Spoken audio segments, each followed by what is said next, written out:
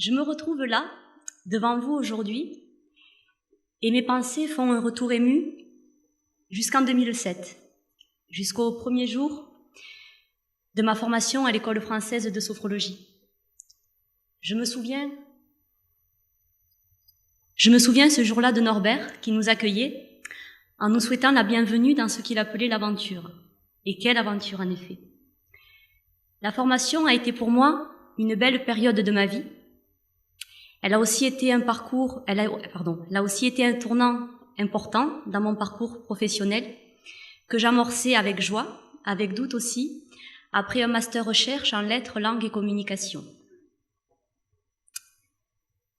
Je me retrouve ici aujourd'hui avec beaucoup d'émotion et je repense un peu à tout ce chemin que j'ai parcouru depuis 5 années et que je suis venue partager avec vous.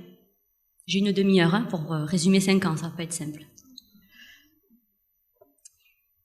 Je vais vous présenter mon expérience en 3 temps, en toute tridimensionnalité. Tout d'abord, je vais commencer avec mes débuts. Ma formation, les questionnements qui se sont posés à moi lorsque j'ai obtenu mon diplôme, comment développer mon activité, auprès de qui me faire connaître, vais-je vivre de mon activité, et puis mon installation elle-même. Dans un second temps, je vous parlerai de mon expérience aujourd'hui, mon activité au centre et en dehors, et ce que j'ai pu apprendre de la réalité du terrain. Et enfin, je terminerai avec un regard sur le futur. Très rapidement, quelques-uns de mes projets, mais surtout une réflexion sur ce que pourrait être le sophrologue de demain. Pour commencer donc mon projet, mes débuts. Je crois que je peux dire avoir vécu intensément chaque session de formation. Des moments qui parfois ont été émotionnellement très impliquants pour moi et qui m'ont même amené parfois à me demander si j'arriverais à aller au bout de ma formation. J'ai vécu cette formation tenue par une implication qui me tenait à cœur parce que je pensais tout au long de ma formation, et j'y pense encore aujourd'hui bien sûr, aux personnes qui s'adresseraient à moi, qui me feraient confiance, et cela a toujours été très responsabilisant pour moi. Ça l'est encore aujourd'hui. Ce que je vais dire là va peut-être paraître étrange, mais j'ai pu découvrir au fil de ma formation que le métier de sophrologue était un véritable métier, à part entière. Et puis est venu ce beau jour de juillet 2008, auquel je pense toujours avec beaucoup d'émotion, ce jour où j'ai obtenu mon diplôme de praticien en sophrologie. Ce jour-là, une grande joie, mêlée à une grande appréhension aussi. Je quittais l'école et j'étais consciente que l'aventure ne faisait que commencer. Avec elle, ce regard sur le futur, plein d'inconnus, avec tous ces questionnements dont je vous faisais part précédemment. Au cours de la formation, mon projet s'est précisé. J'exercerai mon activité en libéral. Des avantages, des inconvénients à ce statut libéral. On va commencer par les avantages, si vous voulez bien. Tout d'abord, ces avantages résident pour moi dans l'autonomie que nous permet d'avoir ce statut en libéral. Le fait de travailler en toute autonomie, de décider par moi-même ce que je souhaite ou non faire, ce que je souhaite ou non proposer en centre et les différents domaines d'intervention sur lesquels j'ai envie d'agir. Un deuxième avantage pour moi important, le choix de mon mode de fonctionnement dans ce qui est vraiment la réalité du quotidien, pouvoir décider de mes jours, de mes horaires, pour être présente au cabinet, pouvoir aussi parfois m'absenter puisque je suis aussi formatrice à l'école de sophrologie à Montpellier. Et un dernier inconvénient qui est important pour moi, intéressant. Un dernier avantage qui est intéressant pour moi, c'est je voulais voir si vous suiviez. Merci. C'est un vrai choix de ma part de ne pas avoir spécialisé mon accompagnement. Car pour moi, les multiples champs d'application de la sophrologie sont précisément ce qui rendent intéressant, passionnant notre métier et difficile le sentiment de monotonie. Venons-en aux inconvénients, il y en a quelques-uns. Le premier inconvénient, pour moi, j'en parle souvent avec les stagiaires qui sont en formation, la sécurité financière au départ.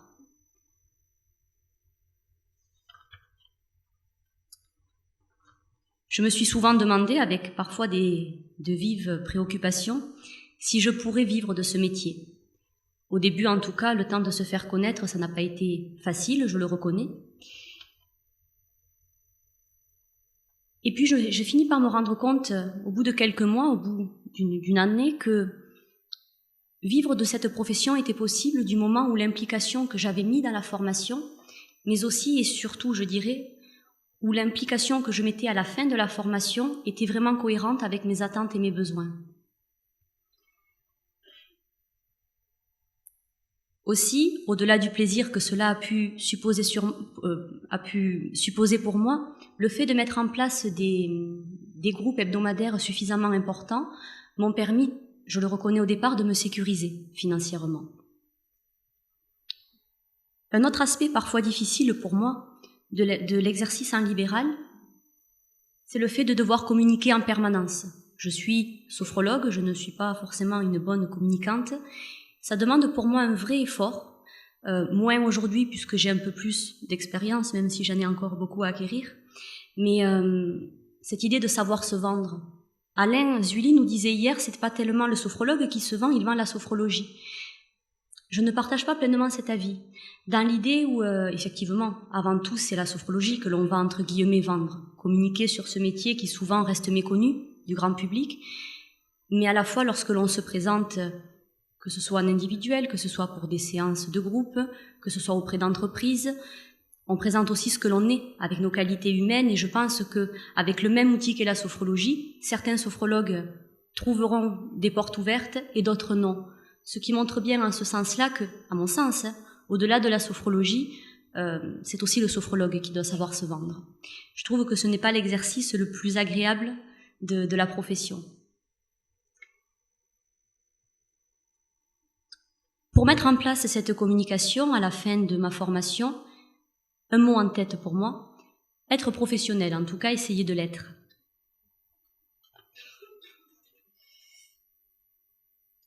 Je tenais à être prête pour m'installer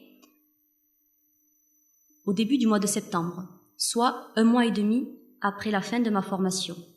J'avais la sensation que laisser s'espacer ce délai entre mon diplôme et le début de mon activité serait pour moi source de doute, source même de découragement face à mon manque d'expérience en moi, face à mon manque de confiance en moi aussi. Et j'avais pour cela, j'ai fait avec ce que je pouvais à ce moment-là en tout cas, j'ai essayé de prévenir ces freins internes qui étaient essentiellement pour moi liés à ce manque de confiance. Et donc à la fin de ma formation, mon site internet ainsi que mes différents supports de communication étaient déjà prêts. C'est à la même période que j'ai découvert cette phrase. Elle m'a beaucoup aidée et elle m'a beaucoup accompagnée à avancer dans mon installation malgré les moments de doute. Un objectif donc, me faire connaître. Mettre en place mon activité, me faire connaître a requis une communication que j'ai essayé d'être efficace et professionnelle. En cela, Internet m'a été absolument indispensable. Un site Internet clair, complet, où il était facile de naviguer, où il était facile d'obtenir les informations essentielles. Un site Internet aussi sur lequel j'ai pas mal travaillé, j'ai essayé d'y mettre des mots-clés pertinents qui permettaient de favoriser l'acheminement des recherches vers mon site Internet. Un travail aussi de référencement important qui m'a permis de situer mon site en première page, puisque souvent les personnes qui cherchent un sophrologue ou toute autre activité vont regarder la première page, éventuellement la deuxième, mais n'iront pas nécessairement au-delà. Il était important pour moi d'apporter des informations accessibles au plus grand nombre. Pour cela, j'ai vraiment voulu éviter le jargon propre à notre profession. éviter des termes qui peuvent parfois faire peur, qui peuvent parfois désintéresser un public qui découvrirait la sophrologie, niveau sophroliminal, conscience, système, autant de termes, je pense, qui peuvent être remplacés par des termes beaucoup plus appropriés pour un public large. Ce qui est sûr en tout cas, c'est que depuis que je suis installée, la plupart des personnes qui s'adressent à moi l'ont fait après avoir consulté mon site internet. Donc je pense vraiment, pour ceux qui sont en cours d'installation, qu'il est vraiment important de ne pas négliger sa présence sur le net. Le premier mois m'a paru long. Très long. Très, très long. En même temps, c'était au mois d'août. Moi, je venais parler de sophrologie. Les gens avaient plus envie d'aller à la plage. Il y avait un peu une incohérence entre leurs attentes et mes besoins. Et au mois d'août, je me suis découvert tout un tas de métiers absolument incroyables. J'ai commencé par être webmaster. Je passais mes nuits à référencer mon site internet.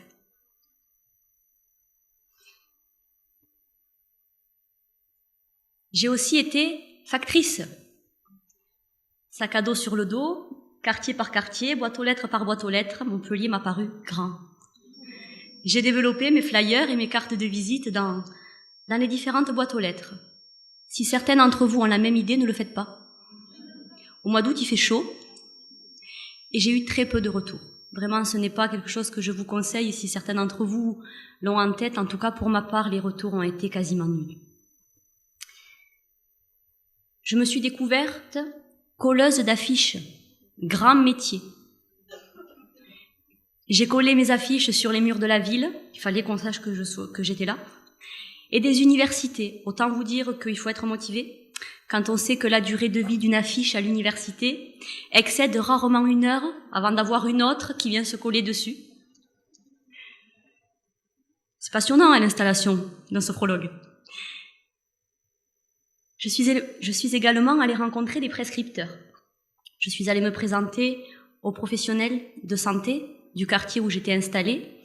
Donc je pense aux médecins, je pense aux kinés, je pense aux sages-femmes que j'ai rencontrées, je pense à un dentiste auprès de qui je m'étais présentée aussi, et les pharmacies, qui sont autant de personnes vraiment susceptibles de nous envoyer de la clientèle. Puis après tous ces métiers, je me suis dit que définitivement, mon métier premier, c'était la sophrologie. Donc début septembre, j'y suis revenue en proposant des séances découvertes gratuites.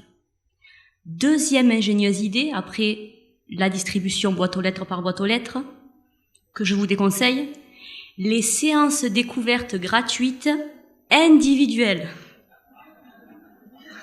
Non. Cela m'a pris beaucoup de temps. Beaucoup de temps. Ah, c'est sûr, je me suis exercée. Mais très vite, je me suis dit, pourquoi pas essayer en groupe? C'était beaucoup plus pertinent. Je me souviens de Norbert qui m'avait dit, t'es sûr? Oui, je veux le faire. Non, je crois que j'aurais dû l'écouter, j'aurais pas dû le faire. Mais j'ai fait mon expérience. Ces séances, par contre, découvertes gratuites, m'ont permis de rencontrer des personnes vraiment intéressées par la sophrologie et de pouvoir ensuite les retrouver sur des séances, qu'elles soient individuelles ou en groupe, mais régulières. Donc là, par contre, je pense que c'est un bon moyen de toucher le public autrement que par des discours théoriques sur la sophrologie, vraiment en les sensibilisant à la pratique. Fin septembre, les premiers retours ont eu lieu. Mon activité s'est par la suite développée relativement vite. Au bout de 6 mois, à mi-temps, j'avais entre 8 et 10 personnes par semaine en séance individuelle et un demi-groupe, à mi-temps.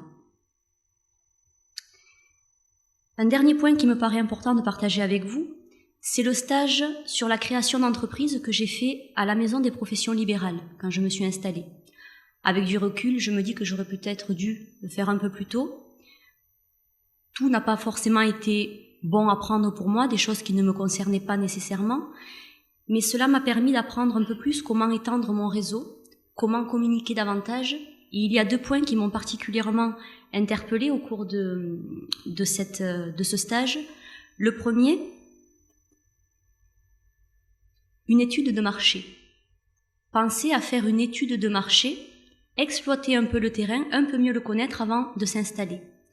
Et le deuxième, qui m'aurait, je pense, épargné pas mal de nuits blanches, c'est d'apprendre qu'il y a des étudiants en école de communication qui sont en mesure, pour des tarifs vraiment intéressants, de nous proposer des sites internet, des supports de communication à des prix vraiment pertinents. Donc là encore, j'invite ceux d'entre vous qui ont cette perspective d'installation, pourquoi pas, à se retourner vers ces écoles de communication.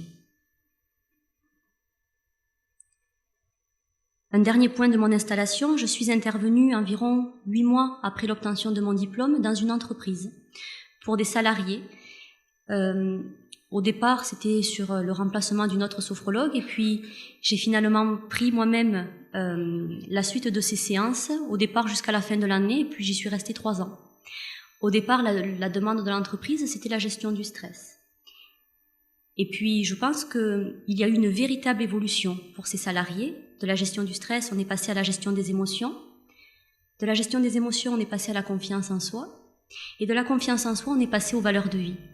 Je trouvais fabuleux vraiment de pouvoir proposer ce travail-là dans le cadre d'une entreprise.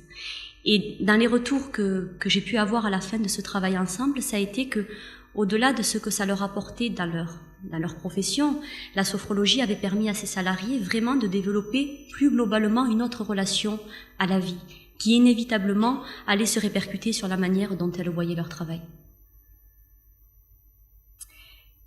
Qui dit début, dit erreur de communication. Au moment de l'installation, en effet, des erreurs de communication peuvent rendre le lancement ou le développement de l'activité plus difficile ou le ralentir.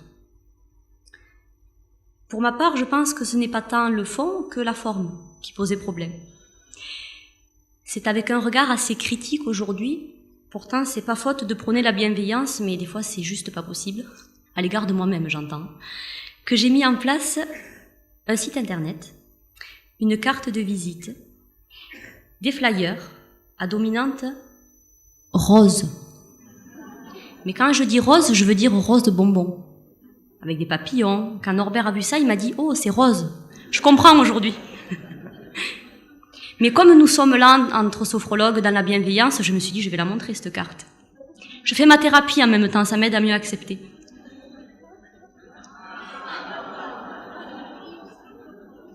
Mais c'est pas le pire, j'ai pas mis le flyer.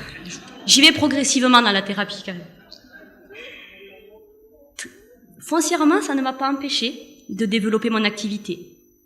Par contre, je pense réellement que ce visuel a limité le profil des personnes qui s'adressaient à moi. Je vois Naïs qui me fait un grand oui. Tu es d'accord avec moi, Naïs? Effectivement, je me suis rendu compte que j'avais une très grande majorité de jeunes femmes. Pas un seul homme, pas un sportif. Et au cours de la 2e année, je me suis dit que j'allais faire évoluer cette communication. Donc j'ai proposé une communication plus neutre, avec des couleurs plus neutres. Je ne suis pas encore complètement satisfaite, c'est une carte que je travaillerai encore sans doute, mais qui m'a permis de voir en tout cas évoluer le profil des personnes qui s'adressaient à moi véritablement. Plus d'hommes, plus de sportifs, une proportion moins élevée de jeunes femmes, et surtout pour moi, la sensation de montrer une image en entreprise qui était peut-être un peu plus neutre, un peu plus professionnelle. Un autre point important dans l'installation, le choix du cabinet. Dès que j'ai obtenu mon diplôme, je me suis mise à la recherche d'un cabinet. J'ai envisagé à un moment d'installer mon activité à domicile. Cela aurait généré beaucoup moins de frais pour moi. Et puis j'ai vite renoncé à cette idée parce que, pour ma part, mêler vie privée et vie professionnelle ne me convenait pas. Après avoir fait quelques recherches, et là encore je vous invite peut-être à le garder en tête, j'ai pu voir qu'il y avait d'autres manières, sans toutefois payer un loyer important dès le départ, de proposer des séances dans un cadre professionnel, puisqu'il y a des cabinets médicaux souvent qui proposent des locations de salles à l'heure ou à la demi-journée.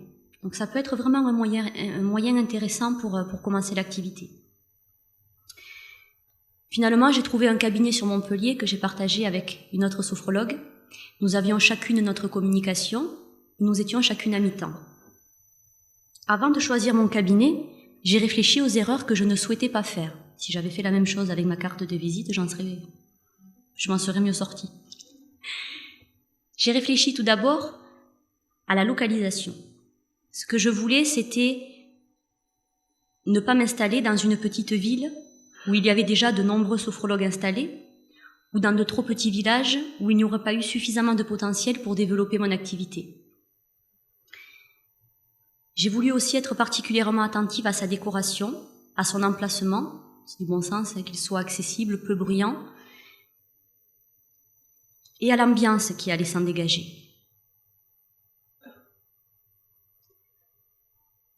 Je me souviens, ma première année d'exercice, ça m'avait frappé, une personne qui est entrée dans mon cabinet et qui est entrée en se disant soulagée, c'était son mot. Soulagée de quoi? D'entrer dans un cabinet qui ne ressemblait pas, je cite, à un temple, avec bougies, tenture et encens. Je lui ai simplement répondu que dans cette vie, devenir gourou ne m'intéressait absolument pas. Peut-être dans une autre vie, mais en tout cas dans cette vie, être sophrologue me convient bien aujourd'hui.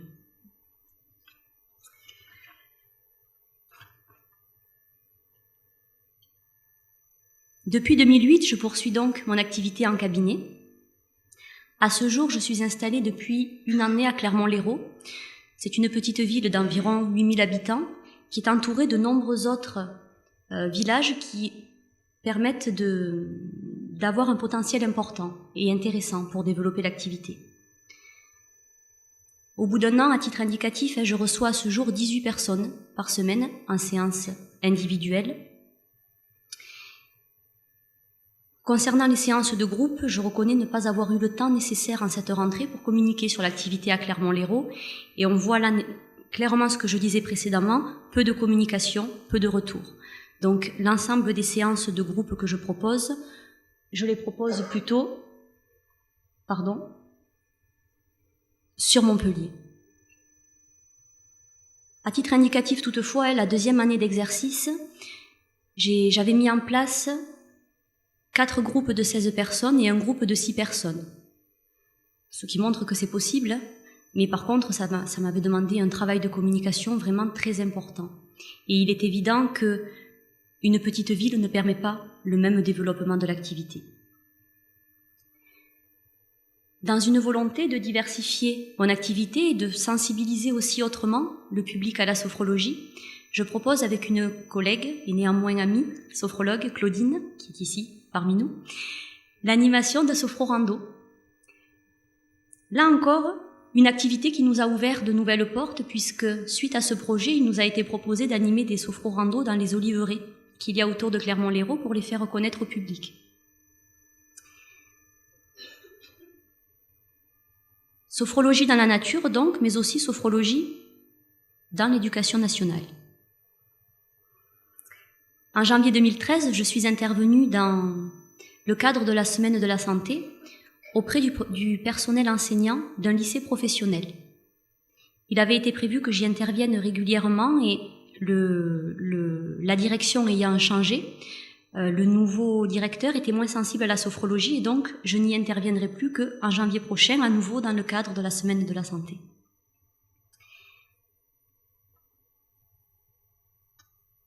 L'entreprise où je suis intervenue pendant 3 années, dont je vous parlais précédemment, m'a également recontactée. La semaine dernière, j'ai animé 2 ateliers pour leurs clients, pour ces clients cette fois-ci, des clients retraités, qui eux aussi, au cours de la séance, ont manifesté le stress qu'ils pouvaient subir. Donc ça a nécessité un autre accompagnement, mais suite à ces retours-là, il y aura certainement des ateliers plus réguliers qui vont être mis en place à partir de janvier prochain. Enfin, pour terminer sur mes activités, une cadre infirmière que j'accompagne depuis 1 an en séance individuelle m'a proposé d'animer une table ronde et une conférence en janvier prochain pour ses étudiants en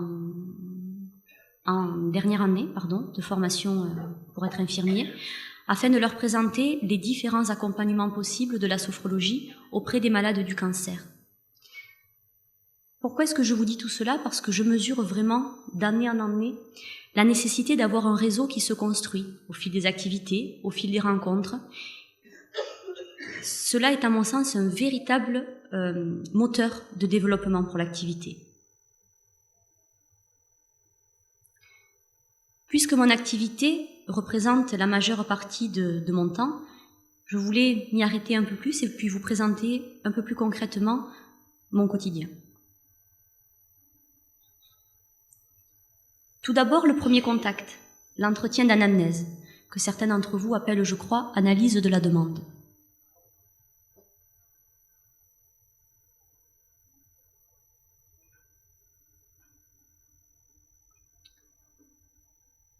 Lorsqu'une personne me contacte pour avoir des informations, pour prendre un premier rendez-vous, je lui propose un premier entretien gratuit, l'entretien d'anamnèse. Je suis entièrement consciente du fait que le fait de ne pas faire payer ce premier entretien puisse paraître discutable pour certains d'entre vous. Il est pour moi un moyen d'établir déjà l'alliance avec la personne que je reçois, l'écouter dans ses besoins et surtout nous assurer ensemble que ce que je lui propose et ce dont elle a besoin vont aller dans le même sens. C'est un entretien de 30 à 45 minutes qui nous permet donc de nous rencontrer, où je ne propose jamais de pratique. Je trouve essentiel, peut-être à tort d'ailleurs, je trouve essentiel que la première pratique soit vraiment le fruit d'un choix de la part de la personne, après le contact avec moi, après le contact avec le lieu, pour vraiment favoriser l'alliance qui va faire que déjà la première séance permettra une dynamique plus en confiance.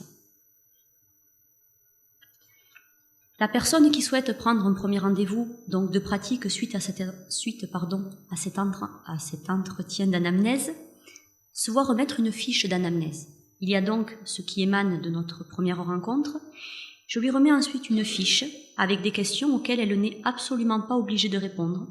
Je le lui précise d'ailleurs, ce sont des questions qui vont vraiment me permettre de l'accompagner au plus près de sa réalité et au plus près de ses besoins. À cette fiche d'anamnèse, je joins un règlement sur le fonctionnement du centre. Là encore, je suis consciente que cela puisse paraître rigide à certains d'entre vous.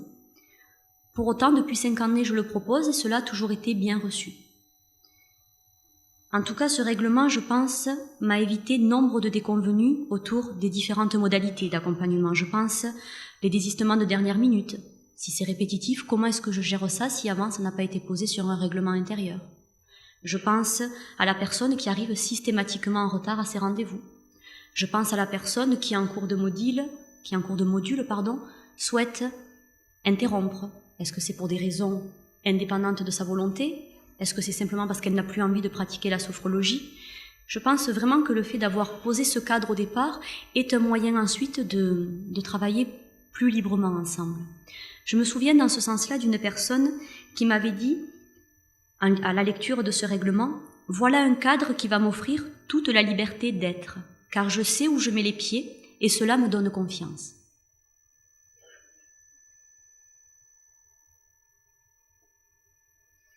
Après l'anamnèse, les séances. Quelque chose de très bête, j'arrive toujours en avance, avant la première séance de la journée. En général, une demi-heure avant, ce qui me permet de préparer le cabinet, de le chauffer, l'aérer, l'éclairer, relire les dossiers surtout des personnes que je vais recevoir dans la journée, et surtout un moment pour me poser moi-même, pour pouvoir être pleinement disponible pour la personne qui arrive au moment de la recevoir. Vous le savez pour ceux qui êtes déjà sur le terrain, les demandes les plus courantes en cabinet sont essentiellement la gestion du stress, des émotions et la confiance en soi. Plus globalement, on va entendre parler de gestion du stress. Je propose alors, toujours en étant centré sur le besoin de la personne, mais très souvent cela va commencer par un travail sur la respiration, sur la capacité de détente, sur l'écoute du corps, qui sont un moyen, je dirais, de préparer le terrain, de préparer les demandes à venir qui vont être corrélées à cette notion de gestion du stress, la gestion des émotions et la confiance en soi. Parfois, les demandes sont aussi celles de fumeurs qui veulent être accompagnés au cours de leur sevrage tabagique.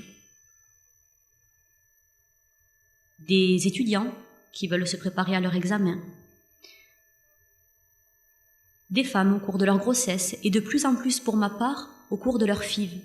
J'accompagne actuellement au cabinet deux femmes dans le cadre de leur FIV.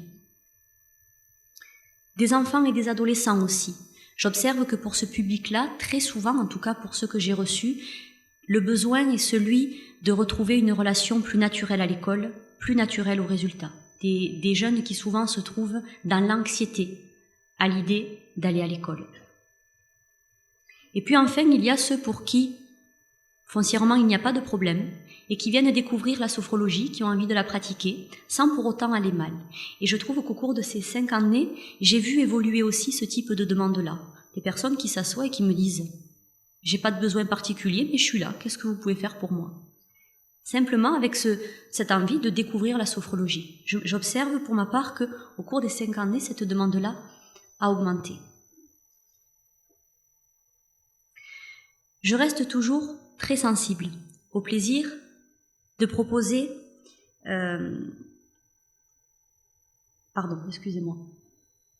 Je propose un accompagnement qui alterne relaxation dynamique et techniques spécifiques. Norbert en a parlé ce matin. L'accompagnement que je propose étant directement celui que j'ai appris de l'école française de sophrologie, on peut y retrouver ce que Norbert a pu nous exposer ce matin. Les techniques spécifiques, qui dans un processus de découverte, développement et intégration vont permettre à la personne d'entrer dans une démarche qui lui est propre pour répondre à ses besoins. D'une séance individuelle à l'autre, je peux supposer ce qui fera l'objet de la prochaine séance. Je ne peux en aucun cas le fixer comme étant la prochaine séance, je proposerai cela. Du fait que d'une séance à l'autre, la personne peut avoir vécu des événements dans sa vie qui font qu'il va falloir s'adapter sur le moment à sa demande du jour. Je reste toujours très sensible au plaisir de proposer ce type d'accompagnement et voir de séance en séance la personne évoluer. Je pense par exemple à la personne qui vient au départ pour un simple besoin de détente, c'est un peu ce que nous disait Norbert ce matin, et qui va entamer une démarche et qui va se rendre peu à peu compte de tout ce qui l'a amené à avoir ces tensions pour pouvoir travailler dessus. C'est peut-être un manque de confiance en elle, c'est peut-être une difficulté à gérer ses émotions, pour certaines personnes, une difficulté à accepter ce qui est dans leur vie. Et petit à petit, en travaillant tout cela, en entrant dans cette démarche dont parlait Norbert, voir la personne être moins sujette à ces tensions et donc avoir finalement moins besoin de se détendre. Je me souviens dans ce sens d'une personne qui était venue au départ, je veux apprendre à me détendre, et qui au bout de plusieurs mois m'a dit, en ouvrant la séance, en fait je me rends compte que vous avez un vrai métier. Je me demande toujours comment j'aurais dû le prendre. Je me rends compte que vous avez un véritable métier. Elle me disait, je n'aurais jamais imaginé que la sophrologie pourrait m'apporter autant. Un autre témoignage que j'avais vraiment envie d'apporter, parce que cela m'a particulièrement touchée, je pense à des personnes pour qui la sophrologie va avoir un véritable impact dans leur vie. Je me souviens, il y a 3 ans, d'une jeune femme qui est venue me voir au début de sa 5e et dernière FIV possible. Cette jeune femme était à ses mots à court d'espoir et à la fois renoncer lui semblait totalement impossible.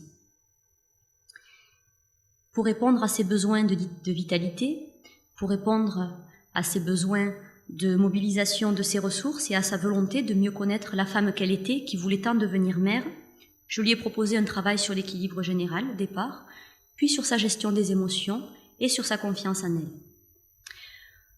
Au bout de plusieurs mois, elle a dû mettre fin à notre travail.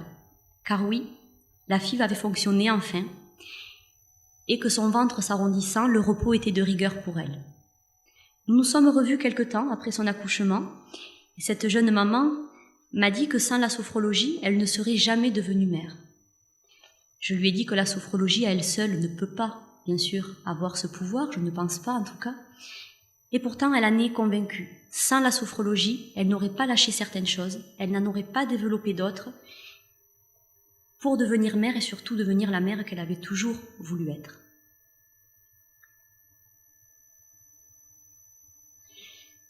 La pratique sur le terrain m'a appris que la satisfaction que je peux retirer et que les personnes que j'accompagne peuvent retirer de ce qu'elles appellent une séance réussie réside en 3 points. 3 points qui vont être, je rejoins Enora, source de plaisir, le fameux. Je pense tout d'abord au fait d'apporter une réponse aux besoins immédiats. Premier besoin immédiat souvent, le besoin de détente. La personne qui est fatiguée, qui est tendue, aura du mal à entrer souvent dans la séance, aura du mal à entrer dans un travail plus profond si tout ce qu'elle ressent quand elle se met à son contact, ce sont ses tensions, c'est sa fatigue. Dans un deuxième temps, un deuxième besoin immédiat souvent, je ne sais pas si vous avez pu l'observer, je pense que oui, le besoin de parole.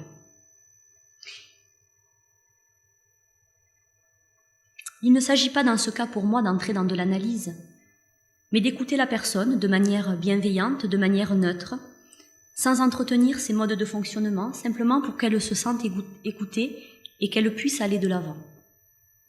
Donc je laisse souvent sur les premières séances des espaces pour que la personne parle, même si ce qu'elle me dit n'entre pas forcément dans mon champ de compétences, mais c'est un moyen pour elle de se sentir entendue et de pouvoir ensuite entrer plus naturellement dans la pratique.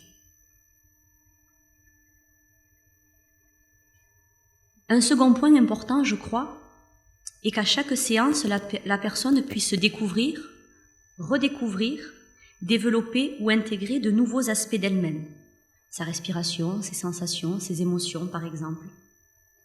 Cette phase de découverte, accompagnée de manière phénoménologique, laisse souvent émerger un véritable plaisir pour la personne qui le vit, qui découvre et qui développe peu à peu une nouvelle approche vis-à-vis d'elle-même, sans jugement, sans a priori.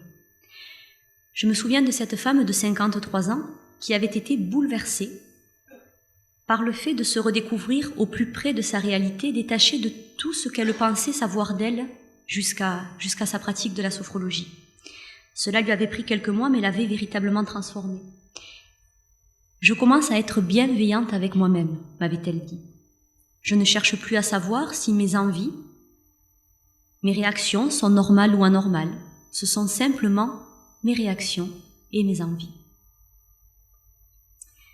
Un troisième point qui me paraît important, pour que la séance, qu'elle soit individuelle ou en groupe, soit source de plaisir, c'est la dynamique, la mise en participation que nous allons pouvoir mettre en place.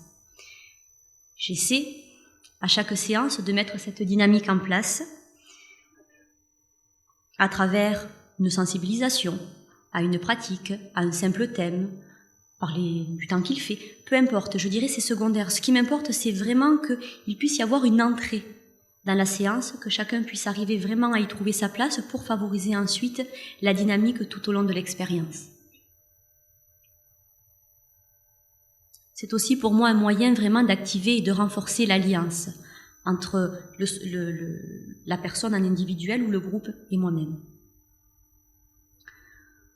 Au-delà de ces 3 ingrédients, il me paraît aussi fondamental de rester conscient de son champ de compétences et des limites de son champ de compétences.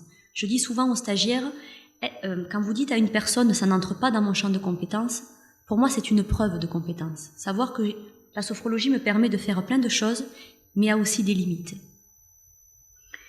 Il m'arrive parfois de refuser. Quand je dis de refuser, je vais m'expliquer, mais de refuser d'accompagner certaines personnes qui se présentent à moi et dont le besoin n'est pas dans mon champ de compétences. Je pense à des personnes qui sont en deuil, qui sont très fragilisées, qui parfois sont en dépression, et pour qui, ne serait-ce que se détendre, se mettre au contact d'elles-mêmes, de leurs sensations, de leurs émotions, pourrait être plus démobilisateur encore. J'adresse ces personnes-là plutôt à un psychothérapeute, et ensuite, après avis médical, je les accompagne si, dans ce travail, je dirais de groupe, l'accompagnement en sophrologie est possible. Je crois qu'il est fondamental vraiment d'être attentif aux demandes de prise en charge. En séance de groupe, on le voit moins, mais en séance individuelle, je vois beaucoup de personnes, enfin pas beaucoup, mais je vois des personnes qui sont en attente de prise en charge, de solutions toutes faites, de conseils. Je me souviens un jour d'une personne qui est venue me voir, entretien d'anamnèse. Bonjour, voilà, je viens vous voir parce que dans ma vie, ça et ça ne va pas. D'accord, je reformule si j'ai bien compris. Puis je lui demande, on m'avait appris à faire comme ça, j'ai fait ce qu'on m'a appris. De quoi avez-vous besoin? Ah, je m'y attendais pas. Vous êtes incompétente, madame. Vous pouvez m'en dire plus? Quand je vais voir mon médecin parce que j'ai mal au ventre ou à la tête, il ne me demande pas qu'écrire sur l'ordonnance. J'ai trouvé cette réponse intéressante parce que cela me montrait à quel point cette personne voulait simplement être prise en charge. Cette autre personne qui me demandait, selon moi, ce qu'elle devait dire, ce qu'elle devait faire face à son patron qui lui manquait régulièrement de respect. Je lui ai dit que je ne savais pas et je lui ai demandé ce qu'elle en pensait. Et là, sa réponse a été « Je ne sais pas, je n'y ai pas réfléchi ».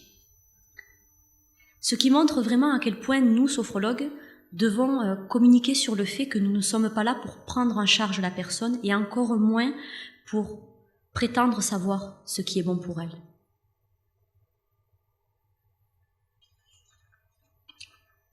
Le dernier point, qui sera plus bref, projet et perspective. Mes projets à très court terme, là, sans doute après l'intervention, aller boire un grand verre d'eau. Peut-être même respirer un bon coup. À un peu plus long terme, j'aimerais pouvoir poursuivre en parallèle mon activité de sophrologue et mon activité de formatrice. Sans doute, dans le cadre de mon métier de sophrologue, j'aurais envie de diversifier mes activités, de continuer à me former pour pouvoir intégrer de nouveaux domaines. Je pense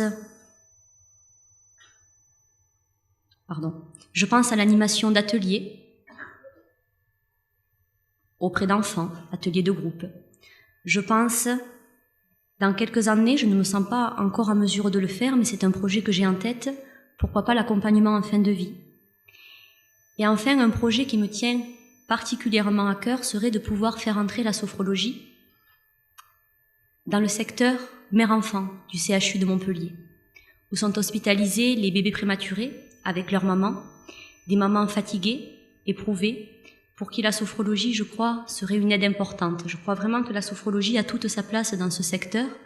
Je sais en même temps combien il est difficile d'intégrer ce milieu lorsque nous ne sommes pas, je parle pour moi, en n'étant pas à la base issu d'un milieu médical, mais c'est un projet qui vraiment me tient à cœur et que j'entends mener à bien. Pour terminer, j'en viens maintenant à ce qui fait l'objet de notre congrès qui nous réunit depuis 2 jours, le sophrologue de demain.